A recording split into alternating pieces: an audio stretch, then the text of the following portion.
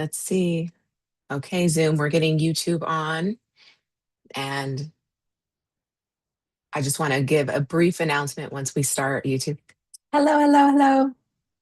Okay, welcome to the masterclass, the President and Profitable Masterclass. I'm on both Zoom and YouTube. I will say this, I'm going to try to get to the YouTube question, so jot them down, please. And then we'll do that at the end of class. If you're on Zoom, we'll do the same. We'll have a little more time though for Zoom. So I'm going to shut down YouTube and we're going to go straight into the Zoom room and answer all the questions. And so you'll have me live, kind of like a one-on-one support. We can just bounce some ideas around in regards to this topic, right? This kind of parenting advice meets business advice for the entrepreneur mom. Okay, I like to think of it that way. And not advice from me, it's advice from yourself, right? Your inner knowing is guiding you, especially as we move through clarity, right? Nobody needs to tell you anything when you're clear. You absolutely know the answer. So that's what we're basing all of this on. So welcome. Thank you. Come on in. Uh, I'll be manning the chat somewhat somehow, but we'll wait till the questions, the Q&A time at the end. So don't worry. I see what you're talking to me about, okay? But thank you. Thanks for being on live. Thank you for being here, whether you're on Zoom or YouTube. Really an honor to serve you in this way. I'm enjoying this, being able to just powwow around some of the things that us mompreneurs are facing. And this is definitely one. I'll tell you this. I heard from an Instagram mom, a creator mom, and she was talking about how sibling rivalry is her, like, the worst, the bane of her existence. And I just want to, I guess, support us moms in that because it's tough, right? To have a clear head when the bickering and the fighting is going on. And that was her post. That's what her post was recently about. And she was saying how it was the worst part about being a mom. And I think she was on vacation. So I think we take sibling rivalry in particular as a personal offense because it's loud and you just want to calm down, especially on vacation, or you just don't have the room to think, right? Or breathe already as it is. And there's just this noise, this constant bickering. You're like, why don't they just get along? And you know what? Let me take these earrings off. You can't even see them anyway, right? With my backdrop. And I think they're making it into our sound because I had to wear these today. Uh, okay. I think we take it as a personal offense because it's loud. You just want to calm down. We barely have the room to breathe and think, right? When the kids are just all run amok in the house. And if we're not managing our systems, our structure kind of for the day, and maybe we don't even really know how to uh, meet sibling rivalry and come with the solution, so we're in the middle of the problem and we see it as a problem, then of course we're beneath the problem, right? We're not overseeing it and seeing our how our hand can help maneuver the situation in a more positive way, right? So that sibling rivalry does decrease. And I'm taking my own personal experiences and telling you, what's working for me, how is it working, and how what I'm doing with my kids is benefiting me being a mompreneur, me being an entrepreneur and running a business and a household right at the same time. So a lot's going on. We have a lot going on. But I will tell you this, the more you manage these energy leaks like sibling rivalry, the better for everybody, for your business, especially your clients, right? Because then you're not showing up all stressed out as a mom onto your calls with your clients. And I'm speaking to, I guess, coaches in that regard, but I mean, this is across the board. You offering a product or a service without the live support, and you're just kind of delivering it, right? Uh, there was a point in time when you needed to do the deep work behind that, even if it's a DIY service. There's time that you need to think through things, to plan, to execute, to strategize. And all of this kind of happens when you have the space, and so we want to make the space. And sibling rivalry does um, take up space, and so if we're not establishing kind of what I guess it means, right, to see sibling rivalry happen, if we're not establishing kind of, or I guess recognizing the innocence of it, then yeah, it's going to continue to be a problem. So let's talk about that. I'm not even going to, I will say this. I promise I promise you, okay, that sibling rivalry is conditioned by their environment. Okay. They are competitive to start because they're instantly met with competition for your time, right? With the other sibling, because this other sibling is vying for your time and your attention. And so immediately it's a problem for the child. And knowing that, how do you respond? Knowing that it's a problem insurmountable at this point for the child who doesn't know, who doesn't have the life experience that you have, the years with this sibling, right, that you have with maybe yours. Uh, how do you respond to them, right, in the midst of this sibling rivalry? Let's set some the space here, set up the space so that you can hear what I want to convey. Let's just take a deep breath in. Big breath in and out. Deep breath in and out. Because I want you to receive my words not as judgment or criticism, but a helping hand. Okay. The I think the viewers that are watching this, I think on Zoom, you already kind of know, right? Because you registered for the class. But on YouTube, if you're just watching this and it's just kind of like, oh, out of the box, what is this about? I think the people who will get the most out of this class are gonna be moms who are ambitious, pursuing their careers, pursuing a dream, right, to start their own business. They're definitely going to get a lot out of this because what we're talking about here is something deeper than just running a business. And it's much deeper than just running a household. It's so much deeper than that because there's a mindset involved with creating the space for all of the pieces to fit, right? For you to have it all and for you to not feel guilt or shame or remorse or regret in the midst of the building process because maybe you're pulling time away from your kids. There is the mom guilt that is pervasive across the board for all moms, I believe. It comes with the territory because we are constantly choosing. And I promise, I'm going to relate to this sibling rivalry and how it relates to your business. I promise. And its profits in a second. Okay. So stay with me. And then please share this with a mom who this might resonate with. They might want to come on live on YouTube, share this, or if they're watching the replay, if you're watching the replay, share this with somebody who can also watch the replay.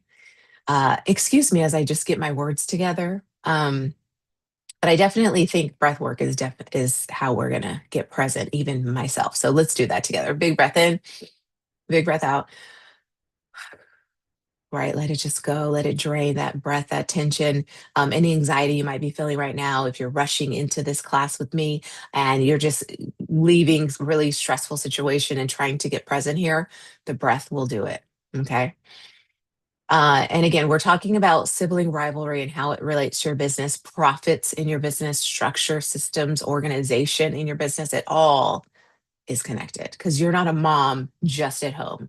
You're still a mom in your business. So let's do that. All right. So let's go back to that idea of how sibling rivalry is conditioned by their environment.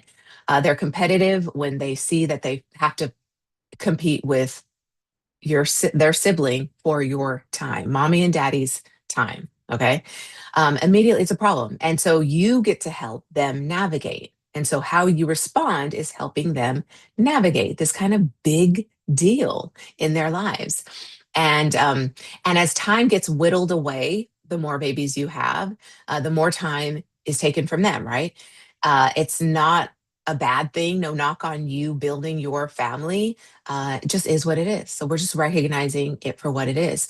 Um, our kids are constantly learning from our response on a moment to moment basis, our response to life, our response to their siblings.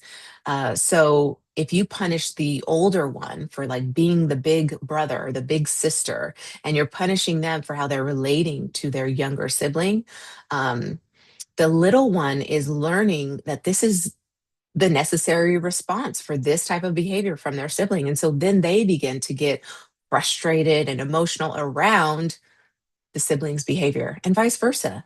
Then the older one feels slighted by the younger one for causing this reaction in my mom and dad when this didn't happen before. Before you were here, they didn't act this way toward me. It was all love. And no punishment, right? No admonishment for me doing anything, taking a toy back, or, this is my toy, not yours. Don't you understand that, baby? Like, who are you? Right? So many poor thing.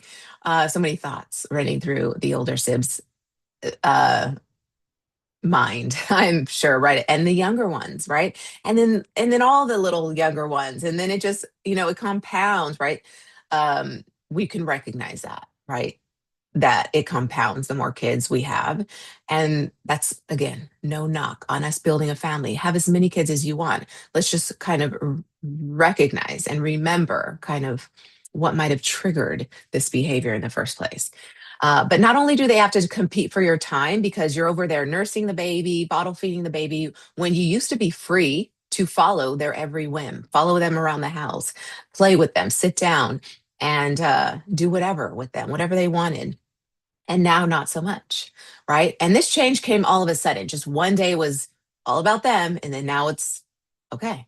Now this baby just appeared. You came home with this baby, and this baby's demanding all of your time. And so, what about me?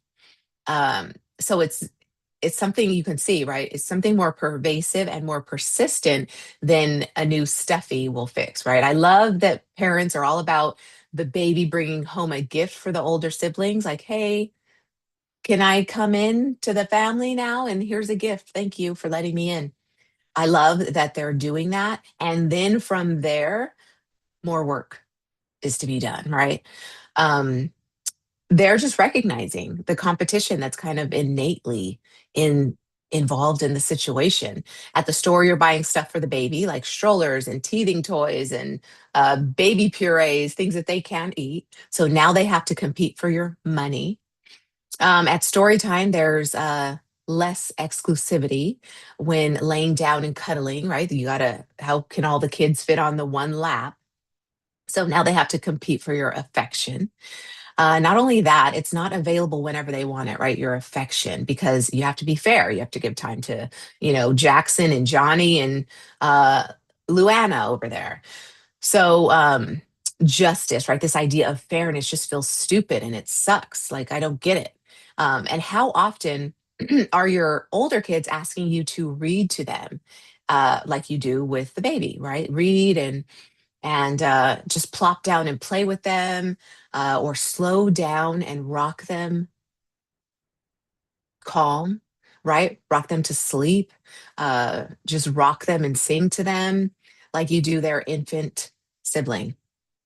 Probably not as much, right? And maybe you're trying to get the older one to not need you rocking them or reading to them anymore. You're wanting to wean them from needing that from you, when in all actuality, them needing that from you up until maybe 8 years old, really, is developmentally appropriate, especially from their mother.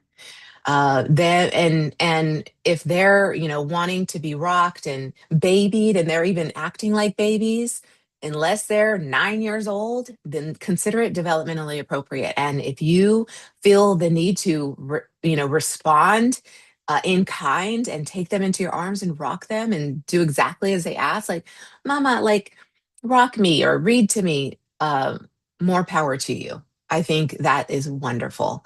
And I encourage it that you do that, right? That you slow down enough to recognize that they still want that from mommy. And so how can you kind of um, manage your time so that you can give that to them?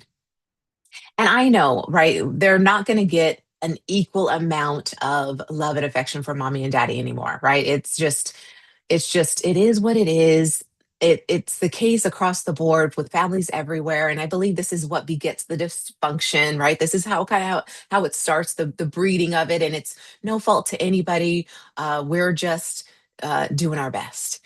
But if you weren't getting an equal amount of love and affection from mommy and daddy, how would you start to feel about yourself? Okay, what would you start to believe about yourself? That you're not as worthy, right? And maybe it can't be helped, right? In the instant, you can't recognize the emotional trigger that just happened and the flip of the switch in that child that feels dejected or rejected, because your time and attention is split, just period, end of story, right? But there is a way to make sure everybody's on the same page. And it comes down to being present with what each kid needs, right? And when they need it. Even present with the words that you use to explain that you can't be everywhere all at once. This is a concept that they don't get yet. You can't be everywhere all at once. So how are you delivering that news, that message that you can attend to everyone at the same exact time? Uh, so just recognize, right, how you're being tugged and pulled by which kid and what behavior is doing the tugging. If it's the yelling and screaming and that kid's getting the most attention, then of course the yelling and screaming will continue because it's how it worked in the past. And so it'll continue to work, right? Until it doesn't, because you're recognizing that, oh, wait, this isn't the behavior I want to uh, nurture. I want to nurture the calm ask. Okay, that gets my attention, right? Or it at least gets my acknowledgement. I hear you, son, and I will be right with you. Just let me finish this with your sister. I got this going on. Okay, so this is a blow to their ego, right? How are you delivering the blow to their ego? Uh, we want to do it delicately. We want to do it with love. Okay. Okay. Now I promise. Okay. I want to relate this to business. Don't worry. We're not going on a tangent just with parenting advice. I promise you this parenting advice meets business advice. Let me first introduce myself. Who am I to even be talking to you about all this?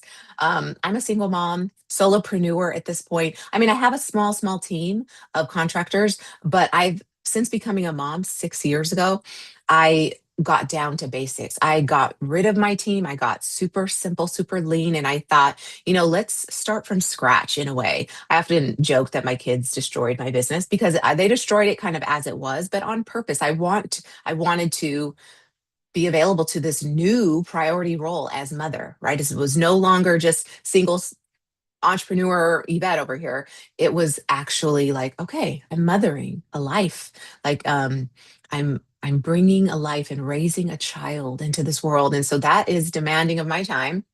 And so, how did business kind of adjust around this new role of mine? And I was welcoming both to work it out. All right, let's work this out. Let's make this work. I've been in business as a coach since 2012. I've helped thousands of entrepreneurs and regular people just like you and me. Overcome fear and clutter and self doubt so that they can start living on purpose. I even wrote a book about decluttering from the inside out, the declutter code. So you could check that out. But right now, I'm really enjoying helping entrepreneur moms navigate, right, this terrain of juggling both business and babies and lightening the mental load so that they can pursue their dreams and ambitions without the guilt, the fear, the hustle. And this is why I do what I do, because I recognize when you are able to pursue your dreams and ambitions and be that creative individual that you are, that didn't die just because you became mother. Like the creative juices are still there, alive and in charge, right? And even just I was talking to a mom the other day at the park and just striking up conversation randomly, and we were talking about how we have to be so creative with getting our kids to eat or getting our kids to do whatever, and how I just love teachers because they kind of got that right there. They've worked on it, they've honed that kind of methodology for being creative, and what can I do? They've got an arsenal of ideas to come at the situation. And as a homeschooling mom, I don't have that arsenal built up quite yet. But what I do have is my presence and my awareness of self, my awareness of my child, the bond I'm creating with my sons.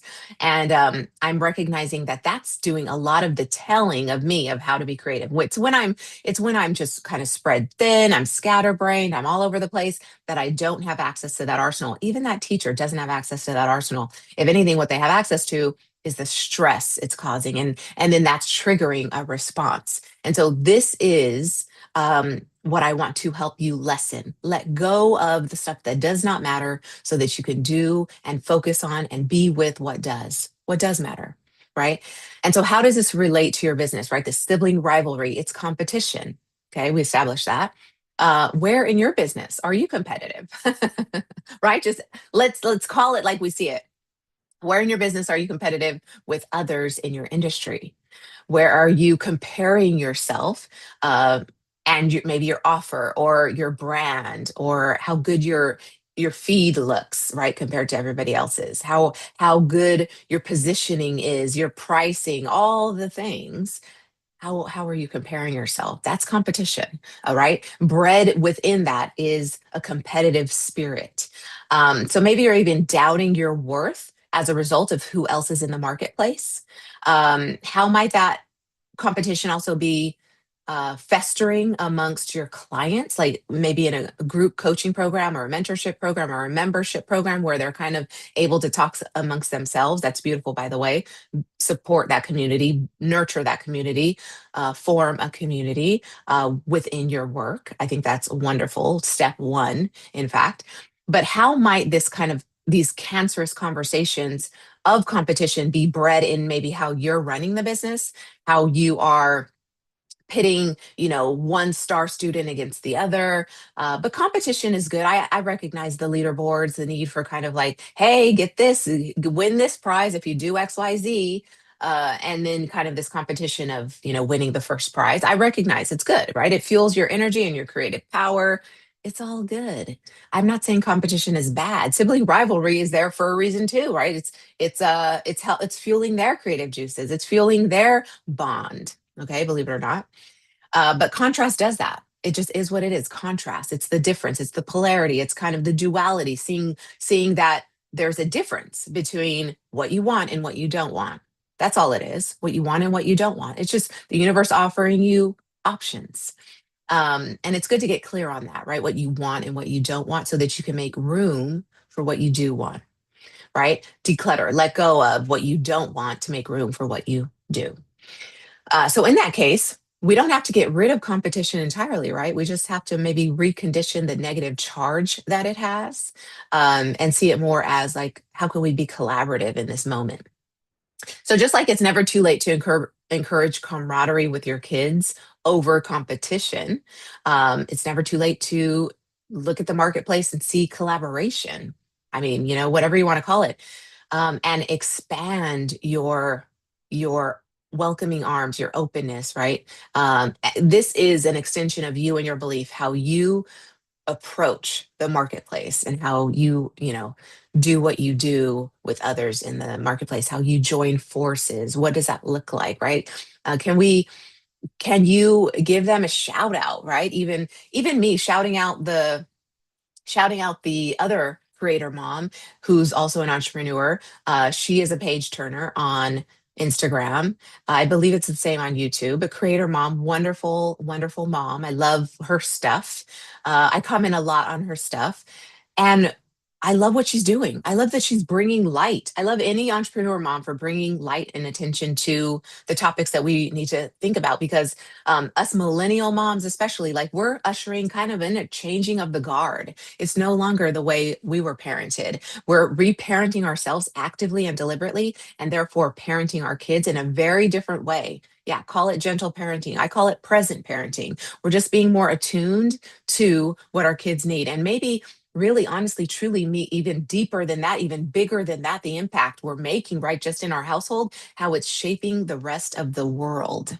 And yeah, our kids are the future, right? They're how we do what we do today absolutely has an impact on the years to come, lineages. We're the matriarch of lineages to come. Do you recognize that? It's a big deal. So I just wanted you to pat on your back, please. But this is these kind of ideas, these morals, maybe these values. This is what you're building your business on. And so if with the sibling rivalry, how you're responding. And she was just saying, the creator mom that I'm talking about was just saying kind of how she doesn't know, offer up tips and suggestions, because yeah, right, when we're in the thick of it, we don't necessarily know how to get out from it. But I I'm sure she's doing a great job. But how we even handle sibling rivalry is shows how we're what we're even building our business on. How we handle sibling rivalry feeds even how we're building our business.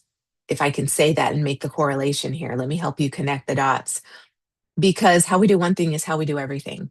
So, how we're treating sibling rivalry, and if we're getting frustrated and emotional and charged up by it, and it's causing us to be triggered and respond in kind, react more so, actually, more appropriately, react to the trigger as though it's something bad, right? Because then now I can't do what I need to do because you're stealing my peace and joy because you guys can't get it together. So your ego has been bruised. And so their egos have been bruised long ago when you first brought this baby home. So how are you guys going to reconcile? How are you going to do this? Um, how we build our business, right, with this idea of competition and for over collaboration is what is going to continue. How you build your business is absolutely how it grows, how it stays, because how it scales, because you're scaling on this foundation. You're scaling this particular thing, which is why when I became a mom, I definitely did want to restart because I needed a new foundation. I needed a foundation that worked itself around my life as a mom, not the other way around. I wasn't going to revolve my life just as a human ever, but as a mom around my business. My business absolutely has to support me living my life as a mom. And not only that, but my dream life as a mom. I want to be the mom I want to be. I want to be the best mom I can be. And my business has to support that, or else it just does not work for me. So how we build our business, and really that speaks to your business model. We talked last week about your business model, how you build your business. So this is the foundation. This is your business model, what it's going to be modeled after, I guess. This kind of methodology or this paradigm, this belief system, the structure, the systems that you have in place, that's your business model. And on that, everything else is built. So we, of course, start with belief, right? This is what is perpetuated our mindset. Our mindset from start will take us to the finish line. And so we want to feed the beliefs that you want to grow in your business and in your home, in your household. We want to feed the beliefs that we want to see grow. Like, I love all the coaches in my space. I absolutely do. I love all the other creator moms. Um, I love them all, and I love how we're all different. And I recognize how we're all different. I really do. And I think it's a beautiful thing. We're all bringing whatever we bring to the table, just like you. If you're just aspiring to be an entrepreneur mom, you haven't yet, put out your shingle, marked, or planted your flag, or you know, drew a line in the sand and stepped over it and said, I am an entrepreneur mom. I am doing this business. This is how you can work with me. This is what you can expect from me. These are the products and services I offer. If you are still kind of on the fence thinking about that, then great. This is a great time to be thinking about these kinds of things because you don't want to neglect them and then have it take over. It's things like these that, like volcanoes, erupt when you least expect it, right? And so we want to get down to our mindset. We want a clear and open and spacious mindset so that we can expand, grow, scale, and prosper. Um, this belief, right, how it might result in our behavior in business will either promote collaboration or competition. So we can think about it this way. So, what you put first as far as values, priorities, your kids will too. What you put first as far as identity and solution, your clients will too. The day you set down, this is I guess, my best analogy for it. The day you sit down and play with your kids together, right? All the siblings at the same time is the day you foster a healthy, happy home. Play is integral to a healthy, happy home. Playing, banter, friendly um, uh, pokes and prods, right? And I think this might be the difference between homeschooling and going to a school, at least what I recognize in my own life and how I'm approaching homeschooling. my son is that if if we don't have a lot of time. I think what we do when we fill up our day because the kids are going to school from 8 a.m. to 2 p.m. and oftentimes if they're in the after school program, maybe 5 p.m., right? Because we know they're safe and so we can fill up our time, we will. And those are our hours, right? A 9 to 5 job, then the kids need to be in some place where they don't need me for that same amount of time. So this 9 to 5 mentality is giving our kids kind of this 9 to 5 mentality to this life, where they're away from you and doing their own thing and figuring it out.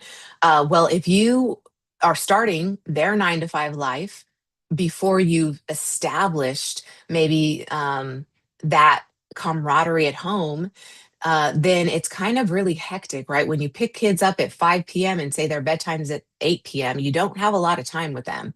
So I noticed myself when both kids were in school, I was scrambling in those after hours, in those home time hours. I mean, even when I was getting my kids at 2:30 p.m., or when my kids were part-time daycare, I was filling my time up, not allowing for the buffer of transitioning back to mom from entrepreneur. I was recognizing, oh, this needs to change. I absolutely need to create that buffer time, that space to transition from entrepreneur to mom.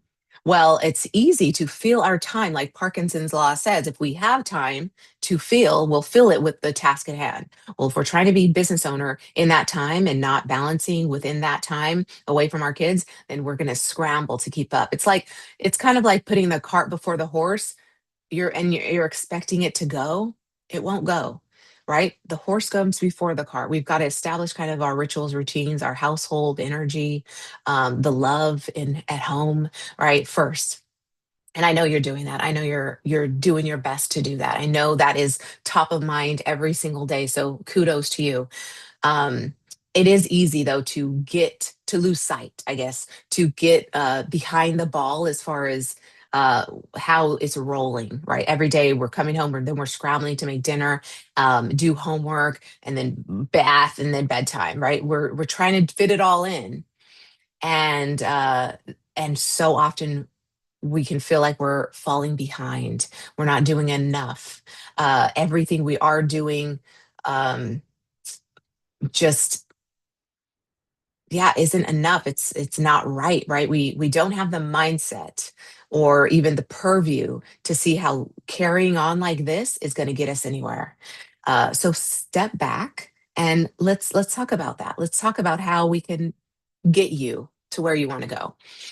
uh how we're ambitious women, we're ambitious moms, we want to still pursue our purpose and our own aspirations alongside raising a family and nurturing their purpose and their aspirations, and that becomes a lot of work very quickly.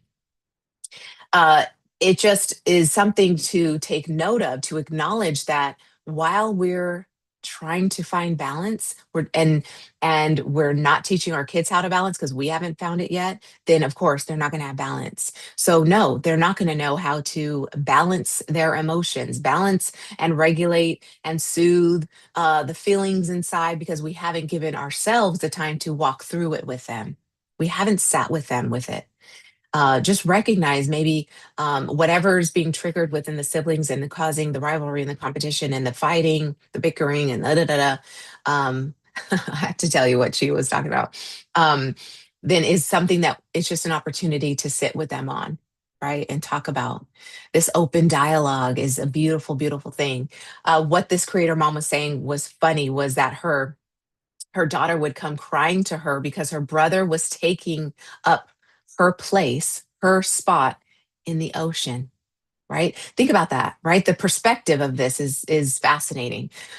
The daughter wanted her space wherever she was, her footing in the sand in this vast wide ocean, and her brother was taking her place, taking up the space. Um, if we can just, I won't get into that because we've got other things to talk about, and not a lot of time to go over it. But these precious innocent souls, right? To You recognize that there's plenty, just go over there. But it's the principle for them. What's happening? How are they taking it? Is it just to chide them and irritate them and be mean? Like what is the impetus behind it. And that is the crux of sibling rivalry. That is what it's built on. This kind of like, let me bother you because you bother me. But anyway, let's get back to kind of relating this to business.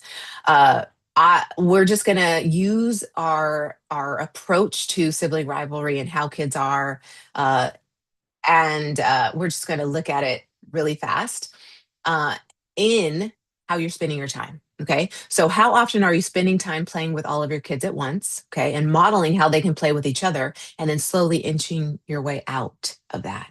So then it's just them playing together.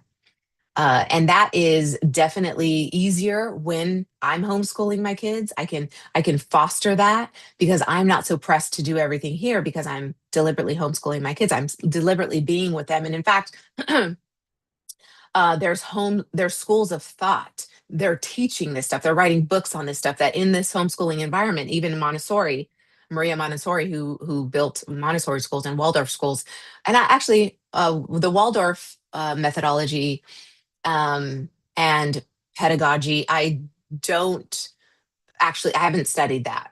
And I don't know if they share ages, but in the Montessori programs and style of teaching, they're mixed ages. It's not just, 4 and 5 in the one class, or just the 5 and 6 in the one class. There's grade because there's generations, I guess, within, right? So you might have from 4 to 6 or 4 to 7, and they're teaching in your home or in the classroom in this progressive environment in schools.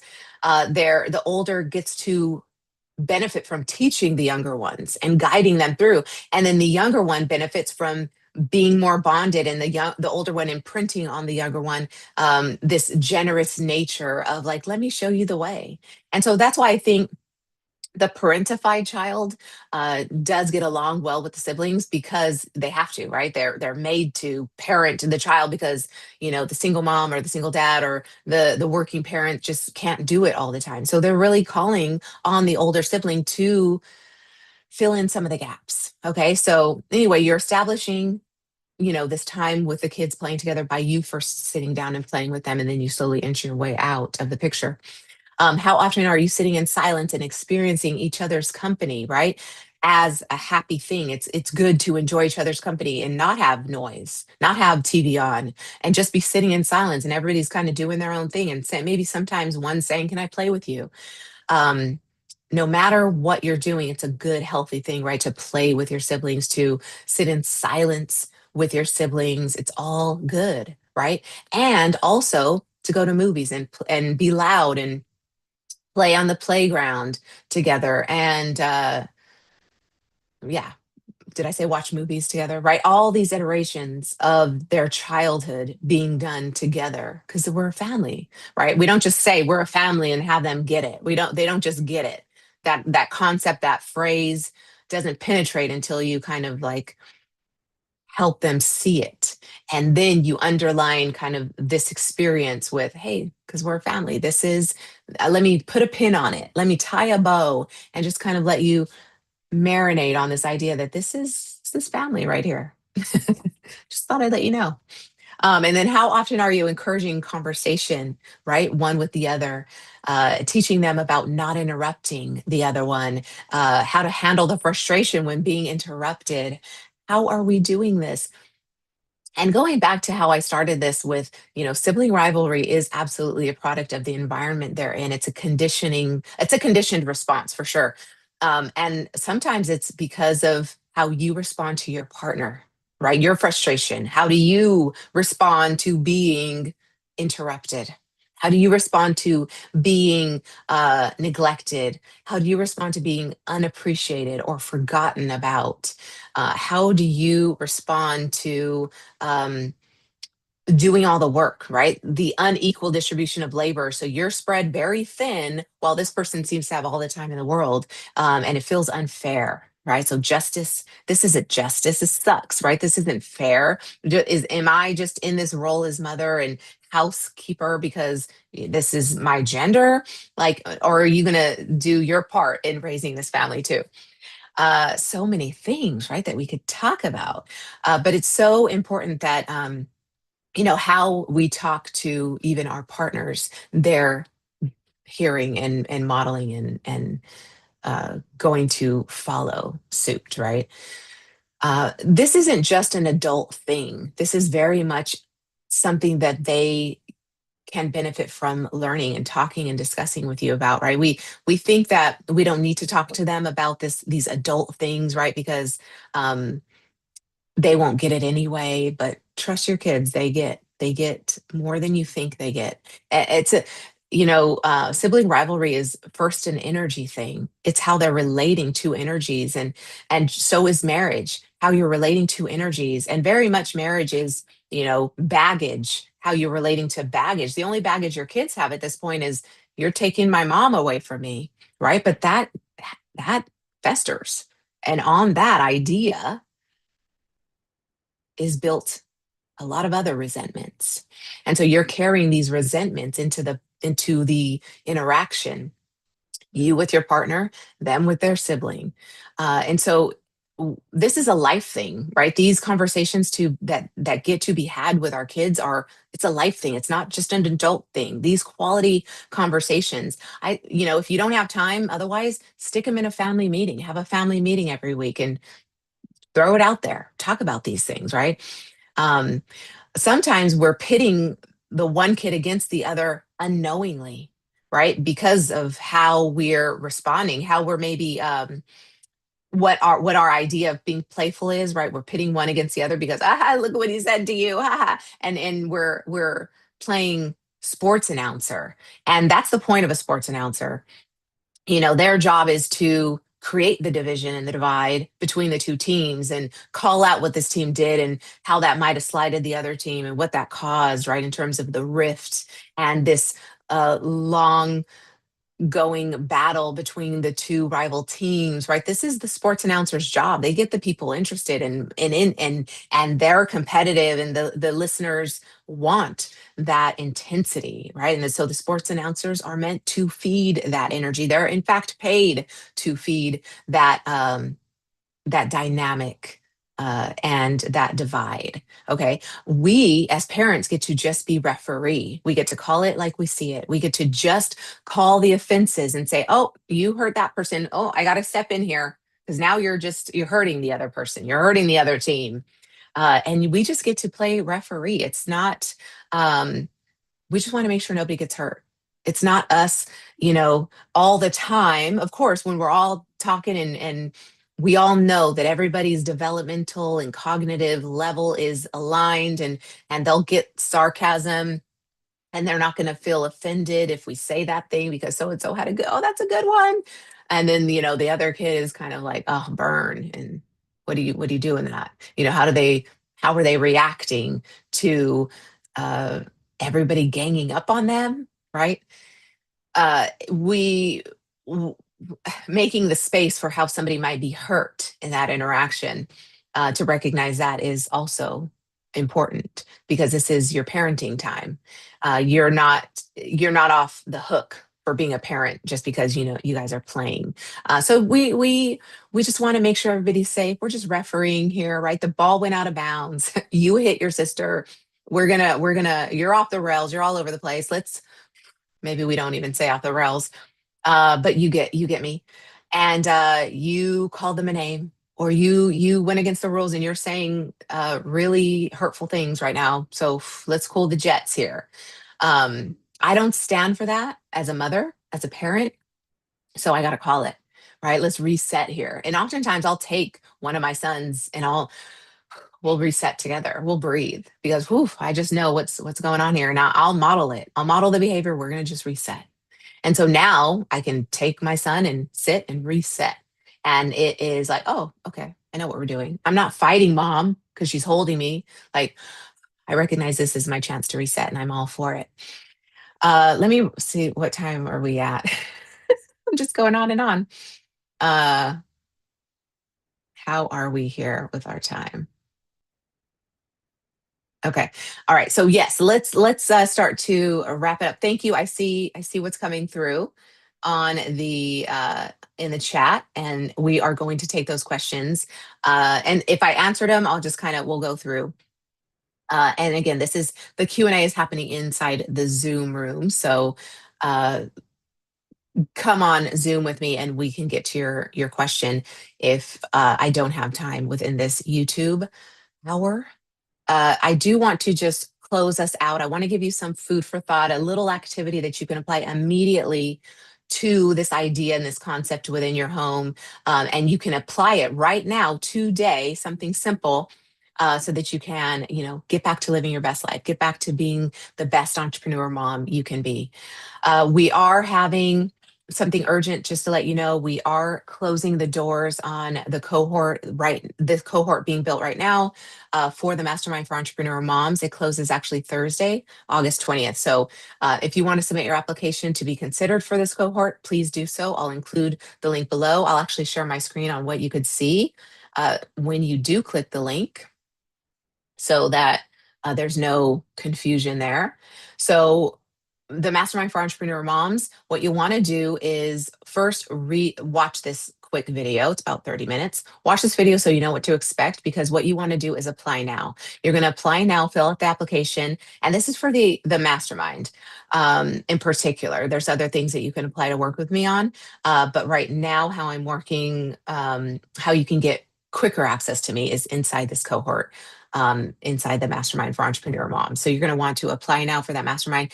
The thing is also there's a chance to get on a phone call with me. So if you just want to talk this through, what I'm offering you is a clarity launch plan. So it's a 90-day plan, how you can kind of blueprint your way to scaling your business from where you are right now, scaling your business without sacrificing your family time, and just creating like a plan, a mindset, and a strategy, right? So not just the mindset. We're going to clear that up and get that very organized and orderly, and we will do the same for your strategy, your structure, the systems that are in place for your business. You're going to come onto this page, click the link below, and then you can you can learn more about the mastermind as well, and then ultimately apply now and fill out the program application.